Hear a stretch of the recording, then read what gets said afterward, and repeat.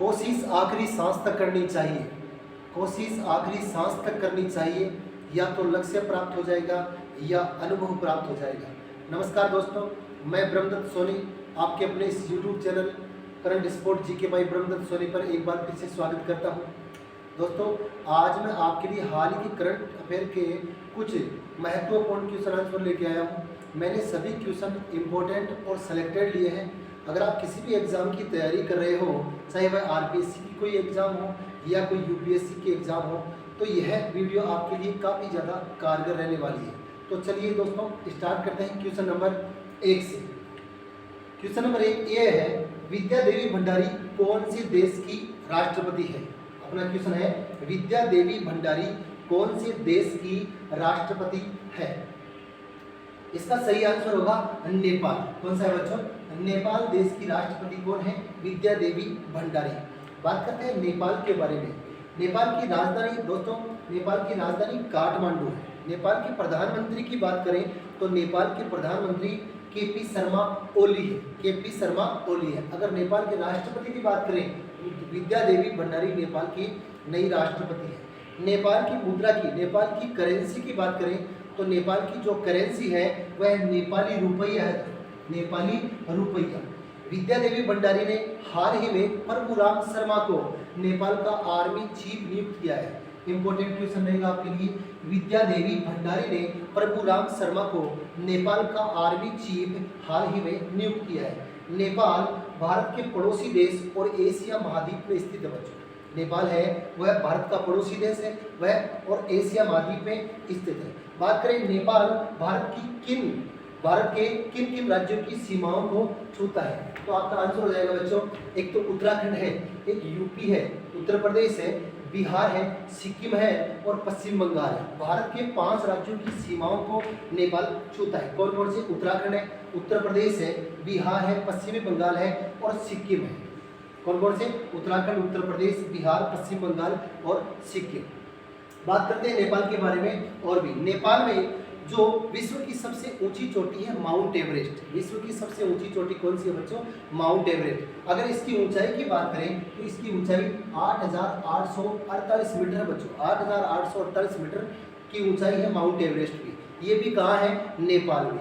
नेपाल में mount Everest को सागर माथा के नाम से जाना जाता है बच्चों। क्या जाना? सागर माथा के नाम से जाना जाता है। महात्मा बुद्ध के जन्म की बात करें तो महात्मा बुद्ध का जो जन्म है वह लुम्बिनी में हुआ था। कहाँ पर? लुम्बिनी में। और लुम्बिनी कहाँ है बच्चों? नेपाल में। कहाँ है? नेपाल में। सार्क के मुख्यालय की बात करें तो सार्क का जो मुख्यालय है वह नेपाल की राजधानी काठमांडू में है बच्चों। कहाँ है? नेपाल की राजधानी काठमांडू। नेपाल की संसद की बात करें, नेपाल में संसद को राष्ट्रीय पंचायत कहा जाता है बच्चों। क्या कहा जाता है? राष्ट्रीय पंचायत। और भारत और नेपाल के बीच में कौन सा युद्ध अभ्यास होता है? तो आपका आंसर होगा सूर्य किरण। सूर्य किरण युद्ध अभ्यास कौन कौन से देशों के मध्य होता है? आपका आंसर होगा भारत और नेपाल के बीच। भारत और नेपाल के बीच जो युद्ध अभ्यास होता है उसको सूर्य किरण के नाम से जाना जाता है। बात करते हैं क्वेश्चन नंबर 2 की, जो है बार्सिलोना ओपन चेस टूर्नामेंट का खिताब हाल ही में किसने जीता है? अपना क्वेश्चन है, बार्सिलोना ओपन शतरंज टूर्नामेंट 2021 का खिताब किसने जीता है? आपको 4 ऑप्शन है, देखकर बताना है। इसका सही आंसर होगा SP सिद्धू रमन। SP सिद्धू रमन ने बार्सिलोना ओपन शतरंज टूर्नामेंट 2021 का खिताब जीता है। भारतीय जो ग्रैंड मास्टर हैं सिद्धू रमन, इन्होंने ही बार्सिलोना ओपन टूर्नामेंट 2021 का खिताब जीता है। बात करते हैं बच्चों किसकी? शतरंज की। शतरंज, विश्व में जितने भी शतरंज के मैच होते हैं, शतरंज के जो खेल होते हैं उनको फीडे रेगुलेट करता है। कौन करता है? फीडे। विश्व में जितने भी शतरंज के खेल होते हैं उनको फीडे रेगुलेट करता है। फीडे का फुल फॉर्म क्या है? International chess federation. International chess federation. विश्व शतरंज महासंघ। विश्व शतरंज महासंघ। अगर बात करें फीडे की स्थापना की तो फीडे की स्थापना 20 जुलाई 1924 को हुई थी बच्चों। कब? 20 जुलाई 1924। इसका मुख्यालय का है, फीडे का मुख्यालय का है, तो आपका आंसर होगा लुसाने। लुसाने कहाँ है? स्विट्जरलैंड में। मुख्यालय लुसाने में है और लुसाने स्विट्जरलैंड में है। इसके अध्यक्ष कौन है? तो इसके अध्यक्ष है आर्कडी डवोरकोविच। आर्कडी डवोरकोविच फीडे के कौन है? अध्यक्ष। नेक्स्ट क्वेश्चन की बात करते हैं बच्चों। भारतीय रिजर्व बैंक के नए कार्यकारी निदेशक कौन नियुक्त हुए हैं? अपना क्वेश्चन है, आरबीआई के नए कार्यकारी निदेशक कौन बने हैं? इसका सही आंसर होगा बच्चों अजय कुमार। क्या है? अजय कुमार। बात करते हैं आरबीआई के बारे में, रिजर्व बैंक ऑफ इंडिया के बारे में। RBI reserve bank of India, इसको बोलते हैं भारतीय रिजर्व बैंक। अगर बात करें इसकी स्थापना की, इसकी स्थापना हुई थी बच्चों 1 अप्रैल 1935 के 1 अप्रैल 1935 को आरबीआई की स्थापना हुई थी। आपको याद रहे कि आरबीआई की स्थापना 1935 के अधिनियम के तहत हुई थी बच्चों। सर्वोच्च न्यायालय की भी बात करें तो सर्वोच्च न्यायालय की जो स्थापना भी हुई थी वह 1935 के अधिनियम के तहत ही हुई थी। इसका मुख्यालय कहाँ है? आरबीआई का जो पहला मुख्यालय था बच्चों वो कलकत्ता में था। कहाँ पर? कलकत्ता में। लेकिन 1937 में कलकत्ता से स्थानांतरण करके आरबीआई का मुख्यालय कहाँ पर बढ़ा दिया? मुंबई में। कहाँ पर?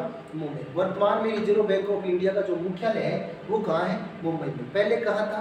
कलकत्ता। गवर्नर की बात करें, अगर आरबीआई के गवर्नर की बात करें तो आरबीआई के गवर्नर प्रेजेंट गवर्नर है शक्तिकांत दास। कौन है बच्चों? शक्तिकांत दास। विश्व के भारत के सभी बैंकों को रेगुलेट कौन करता है? आरबीआई। बैंकों का बैंक किसे कहा जाता है? आरबीआई को। और भारत के सभी बैंकों को रेगुलेट कौन करता है? आरबीआई। इसका राष्ट्रीयकरण कब किया गया? आरबीआई का राष्ट्रीयकरण किया गया 1 जनवरी 1949 को। 1 जनवरी 1949 को आरबीआई का राष्ट्रीयकरण किया गया। रिजर्व बैंक के पहले अंग्रेजी गवर्नर कौन बने थे? रिजर्व बैंक के पहले अंग्रेजी गवर्नर कौन बने थे? तो आपका आंसर होगा sir Osborne Smith. Sir Osborne Smith. Reserve Bank के पहले भारतीय कौन बने थे? रिजर्व बैंक के पहले भारतीय गवर्नर कौन बने थे? तो आपका सही आंसर होगा सी.डी. देशमुख। सी.डी. देशमुख। बात करते हैं क्वेश्चन नंबर 4 की। थोड़ी सी चर्चा रिजर्व बैंक ऑफ इंडिया के बारे में और करते हैं। भारतीय रिजर्व बैंक का जो गवर्नर होता है उसकी नियुक्ति प्रधानमंत्री के द्वारा की जाती है बच्चों। भारतीय बैंक का जो गवर्नर होता है, भारतीय रिजर्व बैंक का जो गवर्नर होता है उसकी नियुक्ति प्रधानमंत्री के द्वारा वित्त मंत्री की सलाह के माध्यम से की जाती है। रिजर्व बैंक के प्रतीक चिन्ह की बात करें तो रिजर्व बैंक के प्रतीक चिन्ह में से किसे चित्रित किया गया है? तो आपका आंसर होगा ताड़ का वृक्ष और बंगाल टाइगर। ताड़ का वृक्ष और बंगाल टाइगर। बात करते हैं क्वेश्चन नंबर 3 की, जो है किस राज्य की सरकार ने मेरा काम मेरा मान योजना लॉन्च की?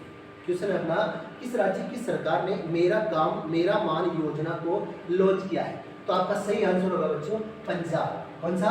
पंजाब। पंजाब के मुख्यमंत्री अमरिंदर सिंह ने पंजाब में बेरोजगार युवाओं को रोजगार मुहैया कराने के लिए मेरा काम मेरा मान योजना को लॉन्च किया है बच्चों। इस योजना के तहत बेरोजगार युवाओं को 12 महीने की ट्रेनिंग दी जाएगी और उनको प्रति माह 2500 रुपये बेरोजगारी भत्ते के रूप में दिया जाएगा।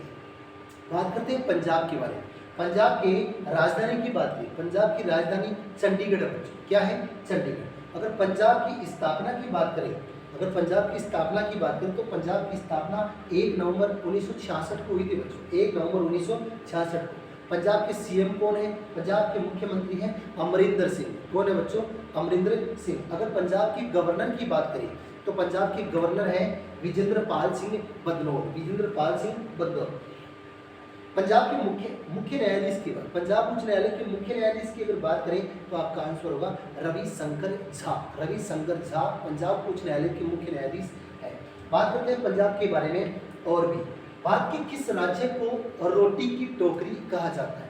भारत के किस राज्य को रोटी की टोकरी कहा जाता है? आपका आंसर होगा पंजाब। पंजाब को रोटी की टोकरी कहा जाता है। पंजाब से लोकसभा में सीटों की संख्या कितनी है? 13। कितनी है? 13। पंजाब से राज्यसभा में सीटों की संख्या कितनी है?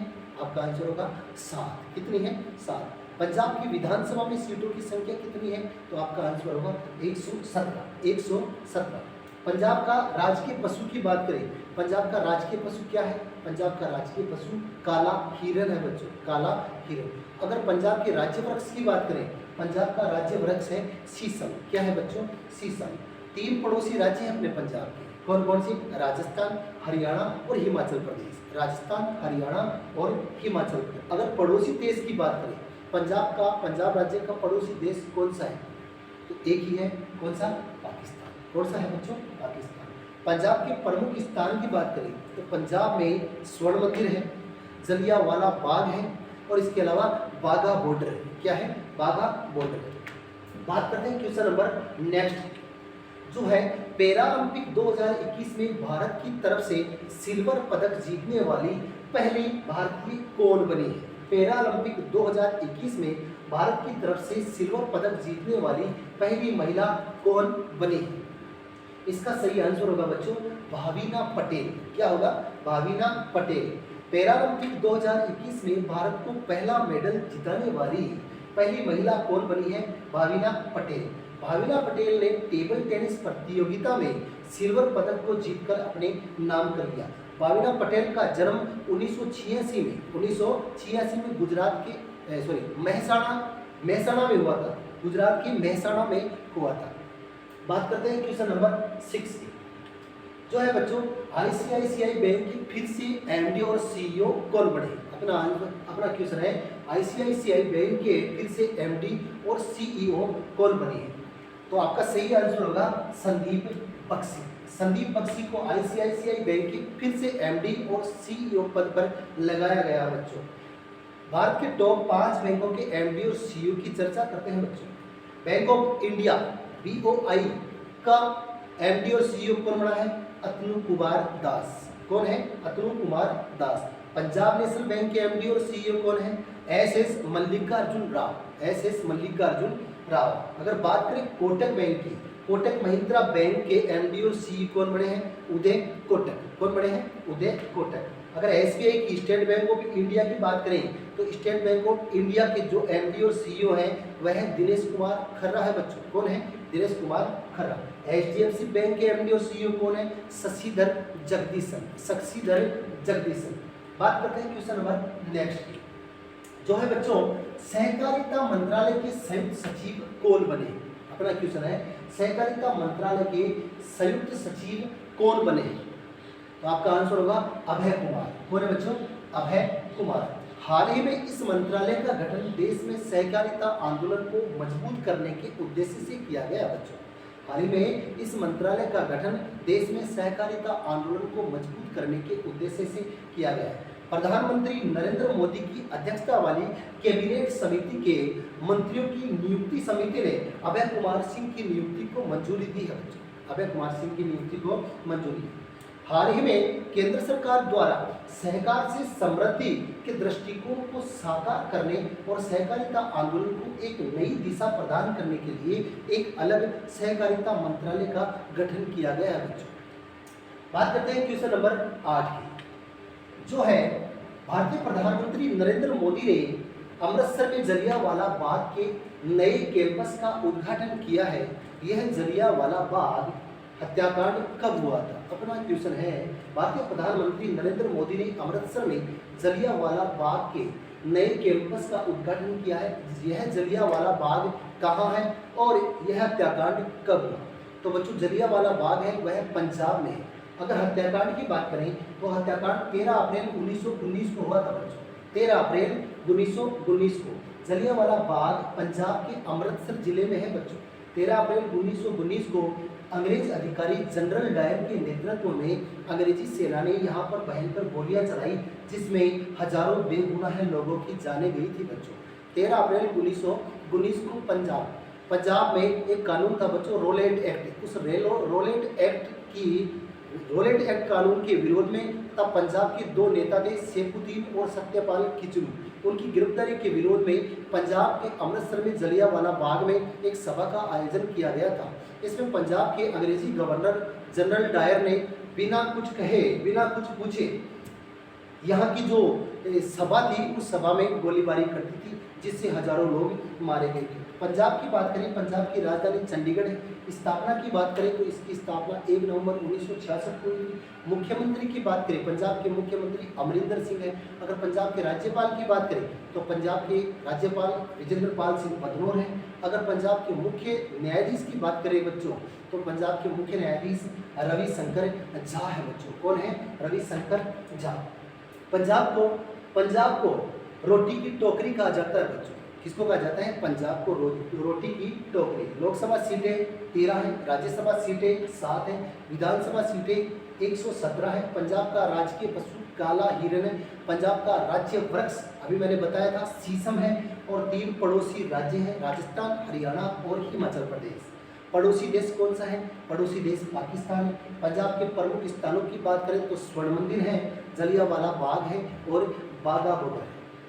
बात करते हैं बच्चों क्वेश्चन नंबर नेक्स्ट की, जो है टोक्यो पैरालंपिक 2020 में सुमित अंतुल ने भाला फेंक प्रतियोगिता में कौन सा पदक जीता है? कौन सा पदक जीता है? टोक्यो पैरालंपिक 2020 में सुमित अंतुल ने भाला फेंक प्रतियोगिता में अर्थात जेवलिन थ्रो में कौन सा पदक जीता है? तो आपका आंसर होगा स्वर्ण पदक। कौन सा पदक? स्वर्ण पदक। भारत की सुमित अंतुल ने टोक्यो पैरालंपिक 2021 में भाला फेंक प्रतियोगिता में 68.55 मीटर भाला फेंककर स्वर्ण पदक को अपने नाम किया है बच्चों। सुमित अंतुल हरियाणा के सोनीपत जिले के रहने वाले हैं। टोक्यो पैरालंपिक ग्रीष्मकालीन पैरालंपिक 2021 का आयोजन जापान की राजधानी टोक्यो में हो रहा है। कहाँ पर? जापान की राजधानी टोक्यो में। पहले इसका आयोजन 2020 में होना था, लेकिन कोरोना वायरस के कारण इसको पोस्टपोन कर दिया गया, इसलिए इसका आयोजन 2021 में हुआ है बच्चों। यह 2020 पैरालंपिक का 16वां संस्करण है। इंपॉर्टेंट क्वेश्चन रहेगा आपके लिए, कौन सा संस्करण है? 16वां संस्करण बच्चों। इससे भारत की तरफ से पैरालंपिक 2020 में भारत की तरफ से कितने खिलाड़ियों ने भाग लिया? तो आपका आंसर होगा बच्चों 54 खिलाड़ी। कितने? 54 खिलाड़ियों ने भाग लिया। इंपॉर्टेंट क्वेश्चन रहेगा आपके। बात करते हैं क्वेश्चन नंबर नेक्स्ट, जो है बच्चों हाल ही में केंद्रीय गृह मंत्री अमित शाह ने लड्डू वितरण योजना का शुभारंभ कहां से किया है? अपना क्वेश्चन है, हाल ही में केंद्रीय मंत्री अमित शाह ने लड्डू वितरण योजना का शुभारंभ कहां से किया है? 4 ऑप्शन आपको देखकर बताना है। इसका सही आंसर होगा गुजरात। कहां से? गुजरात। गुजरात से केंद्रीय गृह मंत्री अमित शाह ने लड्डू वितरण योजना का शुभारंभ किया है। गृह मंत्री अमित शाह ने गुजरात की राजधानी गांधीनगर में गर्भवती महिलाओं के लिए पौष्टिक लड्डू वितरण योजना का शुभारंभ किया गया है। इसके उद्देश्य की बात करें तो इसका उद्देश्य इस योजना के तहत लगभग 7000 गर्भवती महिलाओं को कुपोषण से लड़ने के लिए स्वयंसेवी संस्थाओं के माध्यम से बच्चे के जन्म तक हर माह 15 पौष्टिक लड्डू मुफ्त में बांटे जाएंगे बच्चों, मुफ्त में बांटे जाएंगे। बात करते हैं गुजरात के बारे में। गुजरात की राजधानी की बात करें तो गुजरात की जो राजधानी है वह गांधीनगर है बच्चों। क्या है? तो गांधीनगर। स्थापना की बात करें तो 1 मई 1960 को गुजरात राज्य की स्थापना हुई थी। 1 मई 1960 की। अगर गुजरात के सीएम की बात करें, गुजरात के सीएम है विजय रूपाणी। कौन है? विजय रूपाणी। गुजरात का गवर्नर कौन है? तो आपका आंसर होगा आचार्य देवव्रत। विधानसभा सीटें कितनी है? 182। राज्यसभा सीटें कितनी है? 11। कितनी है? 11। लोकसभा सीटों की बात करें तो गुजरात से लोकसभा में सीटों की संख्या 26 है बच्चों। कितनी है? 26।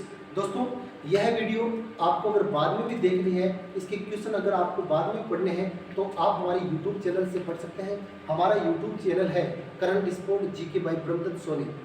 दोस्तों यह आपको वीडियो कैसी लगी, मेरा पढ़ाया हुआ आपको कैसा लग रहा है, यह आपको कमेंट में बताना है। मिलते हैं नेक्स्ट वाली वीडियो में। Thank you. जय हिंद।